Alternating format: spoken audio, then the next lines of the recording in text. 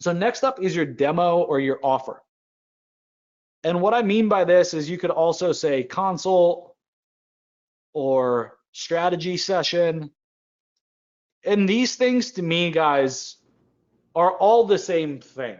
It's just what's the mechanism that you have and that you use that's a process of taking somebody from warm or cold and turning them into a sale. And way too many people in the agency space take their business for granted, and are simply operating out of like, I'll take any job that gets referred to me. And they're being lazy with their marketing, right? Whatever falls in their lap, they'll take. And ultimately, I think that if you're in that position, short term, it might be okay, but long term, you are really, really losing so much money. It's not even funny. And what I mean by that is if you're always doing one-off jobs, even if you do the same fulfillment, but it's one-off, meaning different verticals, it's going to be very hard to have a 75% plus margin. Unless you're paying yourself to do the work, like $5 an hour.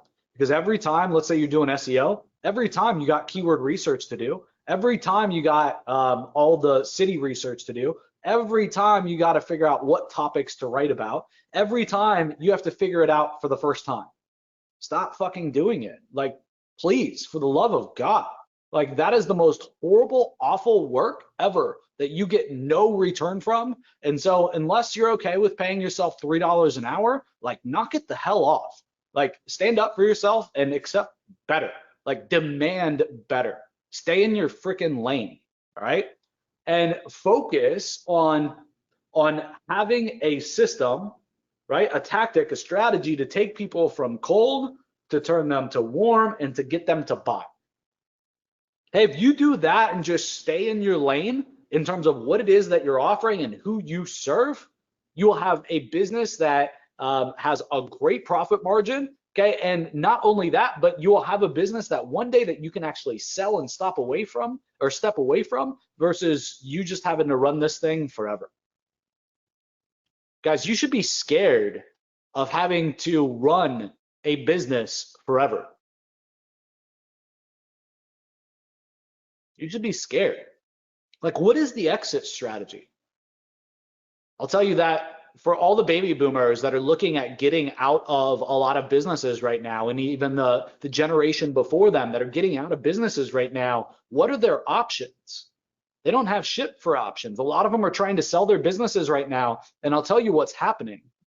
Jack's happening. They're getting robbed. Their businesses are being taken from them for pennies on the dollar because they're next to kin. Their kids don't want their business, and they haven't ran their business like a business. They've treated it like a hobby, and so it's worth quite literally pennies on the dollar.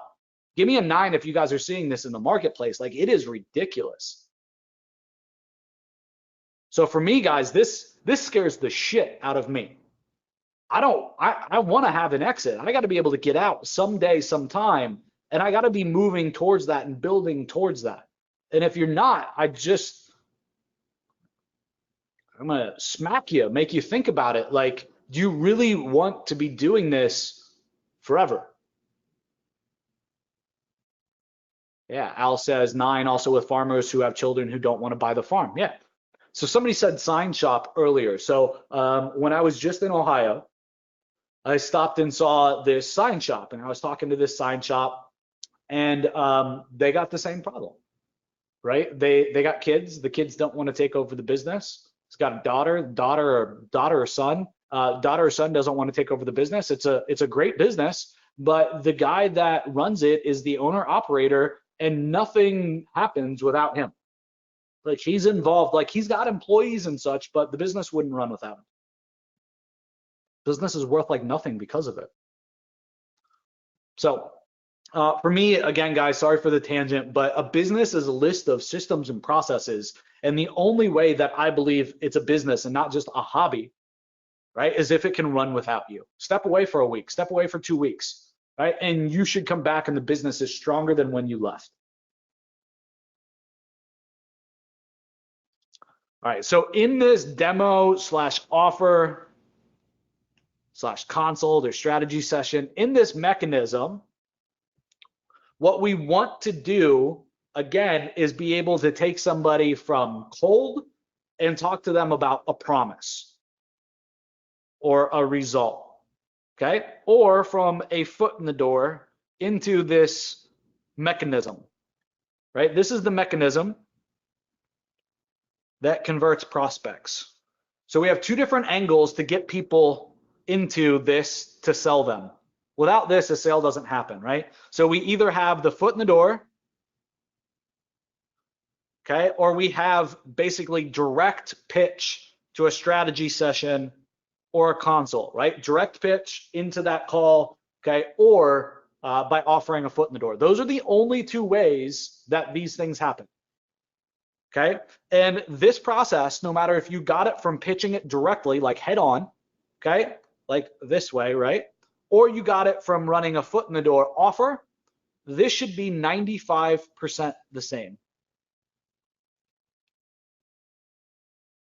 And again, it needs to be something that is predictable and that is proven to take customers from being cold or warm to a close. And if you're doing a good job, folks, I would guess that 75, based on my experience, and from helping people implement this as well, that 75% of your sales are going to come from one call closes.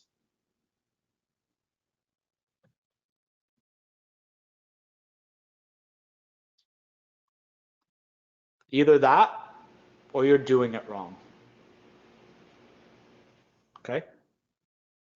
So this is a metric that you should be looking at. Okay, and you should be closing, I believe, that's the wrong, should be closing roughly 1 in 4 to 1 in 5 of your prospects. So anywhere from 20 to 25% of the people that you bring into this call. And again, I don't care what you want to call it. It's going to depend upon how you set this call up. It can be a demo, it can be an offer, it can be a consult, it could be a strategy session. Okay, understand that you can change the lingo. It can be an action plan. Okay, but you should be converting anywhere from 20% to 25%. Okay, that should be the metrics that you're looking for. It may not start there, okay, but that's kind of the threshold that you should be looking for. Okay, so this becomes really simple, folks. There's been a lot of experts that have talked about you don't really have a business until you can pay X amount of dollars, okay, to get a sale. And so really what we want to do long term and what we should be thinking about strategically is how much money or how much time does it take to get somebody either on a foot in the door product or on directly on a strategy session. And then based upon that, how many people do we need to stick through this funnel, right, to get a sale out the other side? So if it's 1 in 5, right, then we need 5. So if it takes $10, right, to get somebody on a strategy session, it's going to cost $50 to get a sale. Okay, I can tell you guys in more high ticket, more mainstream type of services, people are paying anywhere from 100 to $500 to get a paid strategy session. Right, so let's break that down. If they're paying at the high end $500, and folks, that's a lot. In my businesses, I've never paid anywhere near fucking $500. Most of the time, I've broken even on the front end or I've made money. Okay, but let's think this through. If you spend $500 to get a prospect to either be on a foot in the door call or a strategy session call, and it takes 5 of those to get a deal that then is worth $2,000 a month, you are trading $2,500 for $2,000 a month. So the only question should become, how many of these do you want each and every month? And trust me when I say you have a really big fucking problem if you can't make that math work, or you aren't willing to go in the hole for 1 month and can't finance that.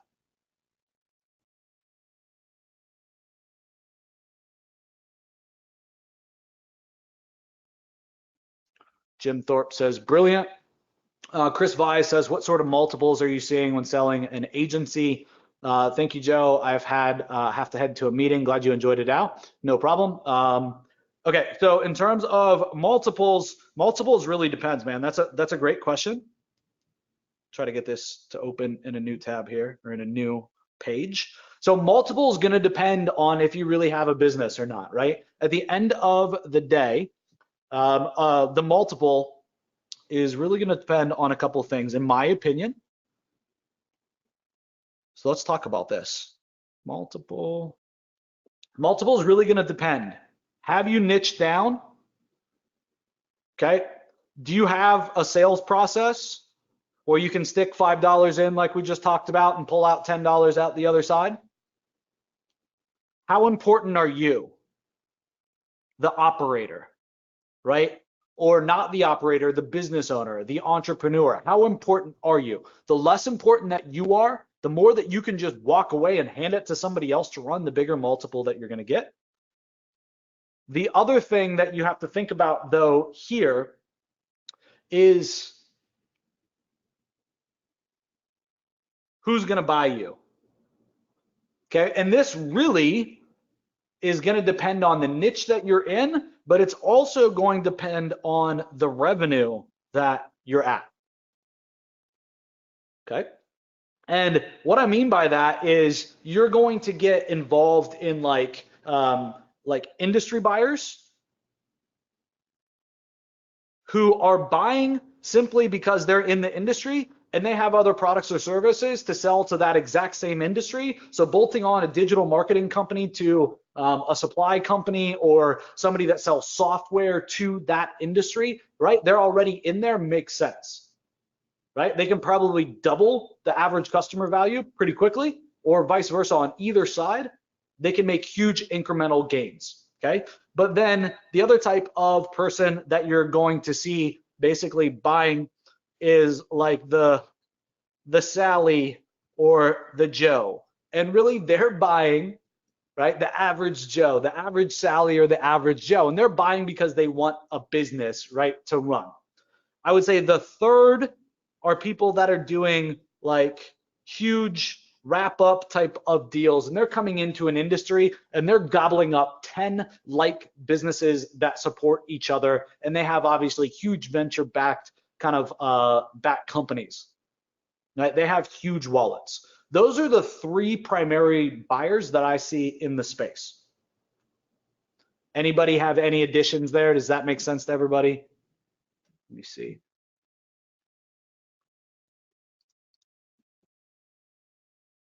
All right, cool. So here, guys, your multiple is going to be crazy. Your multiple could be 1 times EBITDA. Okay, your multiple, right? And that EBITDA could be let's say monthly, but let's talk about like yearly EBITDA. Okay, so it could be 1 if you've done a really piss poor job like most agencies have in all of these things. Okay, quite literally. And that's like the scary thing that we've been talking about. So if you make, let's say, if you take home $500,000 a year, and let's say that that's net, and you only get 1 time, that's $500,000. Like, why would you ever sell that business? And that's the point. Like, you've built a business that has no value. And this is happening, guys. Like, seriously, this is happening. In the market right now, I see a lot of stuff at 3 times. And if you've done a really good job, you have IP, you've really taken yourself out of the business. I'm seeing stuff sell up to 7 times. But this is This is the Mac Daddy, and you're going to have to work your tail off to get to that level. And to be frank, it's going to take longer probably to sell at that. Okay, it's going to take probably a lot more effort to sell at that versus 3. All right, so next up is we're still talking about the demo and the offer.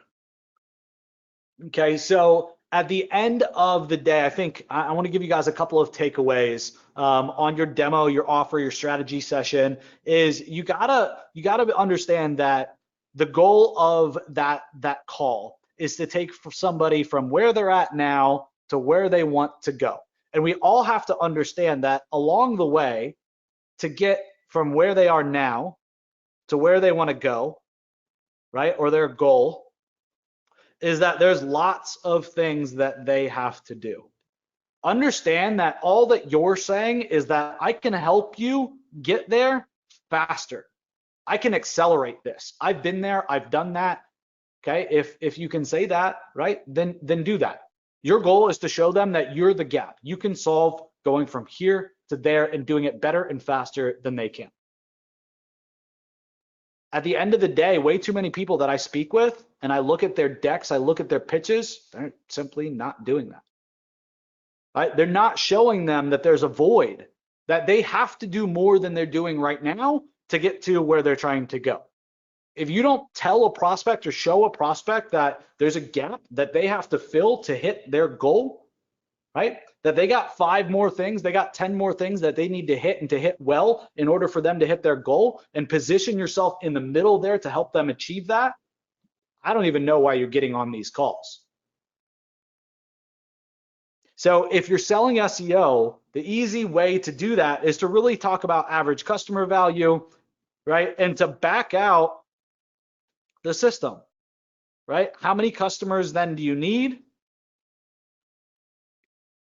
Okay, then how many phone calls do you need, or web form submits do you need? And then obviously we want to talk to them or show them that that's possible and how they can get there and the time that it's going to take to get there. Now we could do that by simply showing them case studies. We could do that by showing them the search volume, for example. But the better that you can demonstrate this, the better. Makes sense, right? A big piece as well that I see people not implementing is you gotta back out the example ROI. So when you do this and you back this all out, that's great, and you're getting the customer to see it. But you need to think of this as an investment, because marketing is an investment. Okay, so what's this investment going to yield? Folks, at the end of the day, there is no better investment than local SEO and local advertising in terms of Google and Google search.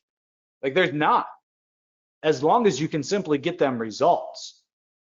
Okay, so make sure that you break this down as an investment. Okay, because they're making money in their business. Otherwise, you shouldn't be fucking talking to them. And they're doing something personally to invest in themselves. Why the hell shouldn't they be investing in their business? And you should be making this case. And you should be talking about the return on investment from SEO and from what you're doing versus everything else. And compare it to stocks and bonds. Compare it to your 401k. Shit, compare it to real estate. Compare it to any other vehicle that they want to compare it to. And you should be the undoubtable champ, or you need to go pick another freaking product to sell. Amen? You should be able to, without a doubt, say that in X amount of months, right, the investment pays for itself. I've listened to so many sales calls, people talking with pay-per-click prospects, SEO prospects, pay-per-call prospects, and they simply can't answer the question, right? How long do I have to front this investment before it starts paying for itself? Like, that is the most basic question ever. Be prepared, right? And then ultimately, folks, at the end of the day, you should be looking at how you can offer any type of risk reversal. And risk reversal comes in a lot of different ways. This could be a guarantee. This could simply be with SEO. Like, people want to see results, and that you're not going to stand around with your hands under your butt, not doing shit and getting paid, right? Everybody's been burned in all of these industries that we're targeting. So what do we want to do? We want to pull them in on a deal that makes sense to them. Okay, so if you're doing SEO, for example, the big issue that you're going to have is it's going to take a good 60 to 90 days to really show somebody what it is that you can do, to kind of prove yourself. You're under the gun, but it also doesn't take a year. Okay, so what I've done in SEO to kind of close that gap and to help reverse the risk, I'm not saying that you need like a money back guarantee. That's not it, right? But just help them reverse the risk and pencil out this deal. They know that they need SEO. So what I've done in the past is I've given them a 90-day out. So I've done a 12-month contract, right?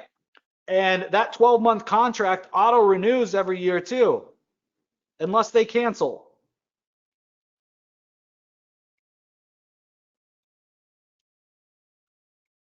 Right? So I get them thinking long term. But in my pitch for SEO, it's simple. Look, Mr. Customer, I know you need to see results. And I know that you've probably been burned before. And you've probably paid somebody for months and months and months or years and years, and you've never seen shit in terms of a return on investment for traffic and what they did. So here's what I'm going to do, and here's how I'm going to be different than everybody else.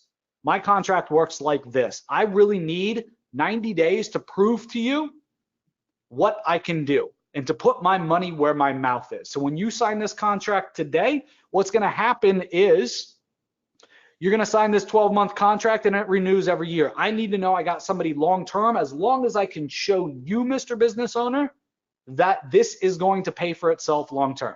Fair enough? Yep, fair enough. So I need an out, or you need an out. I understand if I don't do my job. Is that fair? Yes, that's fair. So here's what we're going to do. Between days 75 and days 90 in our agreement, you have the opportunity to cancel. I call this a 90-day out. So if you're not happy with my results in 90 days, if I haven't shown you that things are improving and we are on the way to getting a return on investment, then I fully expect you to cancel.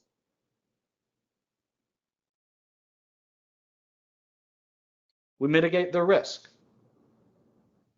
Guys, this took me from going month to month in my deals, right? Month to month, and having problems collecting payment in my first agency, right? To me getting people signing a 12-month contract that renews every year, right? Unless they cancel. Guys, cancellations are slim, right? Took me from getting paid very inconsistently to 90% of the people that I brought into this deal sticking around for at least a year. Think about that for a second. At $2,000 a month, that goes for my average customer value probably being, let's say $10,000 to $12,000.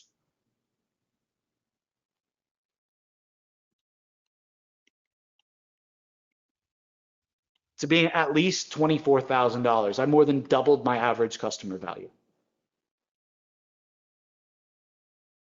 So again, be creative when it comes to the guarantee and when it comes to kind of the risk reversal. It doesn't mean that you have to say, like, if you sign on the dotted line and I don't make you $1 million in the next 30 days, I'll refund all your money. No, like, screw that. Or a double money back guarantee. No, you don't need to do that.